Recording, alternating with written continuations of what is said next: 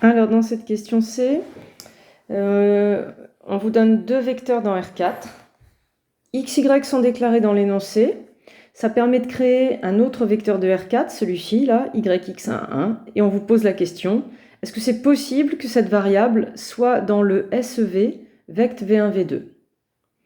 Il faut se souvenir de ce que ça veut dire, une variable dans un vect. C'est vraiment fondamental. Une variable dans un vect, c'est qu'elle est combinaison linéaire de la famille, des vecteurs de la famille. Parce que vect, il stocke les variables de R4 qui ont la particularité d'être combinaison linéaire des variables V1, V2. C'est le concept de ce SEV. Du coup, cette variable là-dedans, c'est simplement se poser la question, est-ce que c'est possible que cette variable soit combilinéaire de V1, V2 ? Et donc, quand je réfléchis à la question posée, comme d'habitude, je n'affirme pas que ma variable est dans le vect, je montre que j'y réfléchis avec le symbole équivalent. Et donc là, vu la particularité des variables là-dedans, j'écris ça. Et maintenant, qu'est-ce que ça veut dire être combilinéaire ? Ça veut dire avoir une expansion, une architecture en AV1 plus BV2. Mais il faut bien poser la problématique. Là, en fait, vous vous demandez si il existe AB dans R. Là. Tel que YX11 puisse avoir une architecture comme ça. Donc vraiment, toute votre réflexion porte sur l'existence de A et B. Et pas vraiment sur leur valeur. Est-ce que ça existe ? Et donc on se dit qu'on va faire un système. Écrivons les choses. Je vais étudier ce système où mes inconnus sont A et B. X et Y sont déclarés dans l'énoncé. Donc en fait, votre système, c'est un système d'inconnus AB et avec deux paramètres. Et que voulez-vous faire avec ce système ? C'est là où il faut faire gaffe. En fait, vous ne voulez pas trouver des valeurs de A et B à tout prix. Vous vous demandez simplement si ce système a des solutions.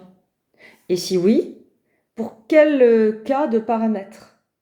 Et ça, il faut en être conscient dès le départ. Quand on pose un système à paramètres, c'est peut-être pas la valeur des inconnus qui nous intéresse. Ce qui nous intéresse, c'est de récupérer les valeurs du paramètre pour lesquelles il y a telle ou telle solution. Je vous l'écris.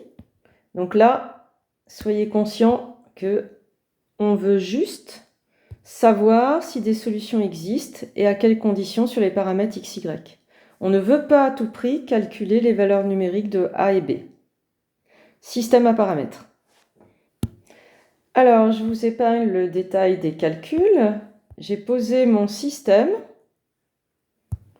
et j'ai fait des pivots de façon à avoir des équivalences à chaque fois. Alors, là, j'ai pris la première ligne en pivot, j'ai supprimé l'inconnu A en tête avec des combinaisons. Je suis arrivée à un début d'échelonnement. J'ai choisi la troisième ligne pivot et j'ai choisi de supprimer le B en tête de la ligne 2.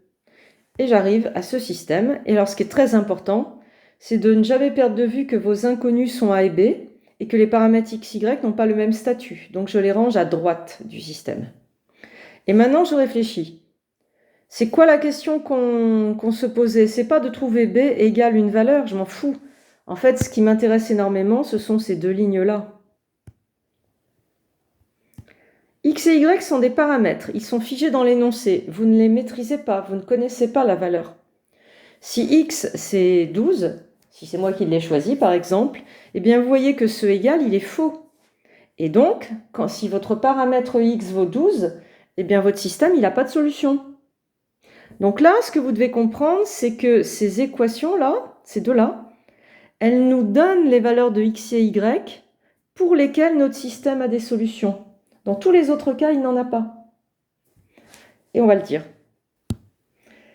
Donc, j'explique que dans ce système, en fait, ce n'est pas les lignes 1 et 3 qui m'intéressaient, ce sont les lignes 2 et 4 qui permettent de comprendre qu'il y a des solutions uniquement dans ce cas-là. Et donc, ça y est, ne me dites pas que B égale 1 moins 2y sur moins 4, je m'en fous totalement, vous perdriez du temps. Là, on peut répondre à la question posée. Et la réponse, c'est oui, c'est possible. On peut avoir cette variable dans le vect et uniquement dans x pour le cas x égale 2, y égale 3.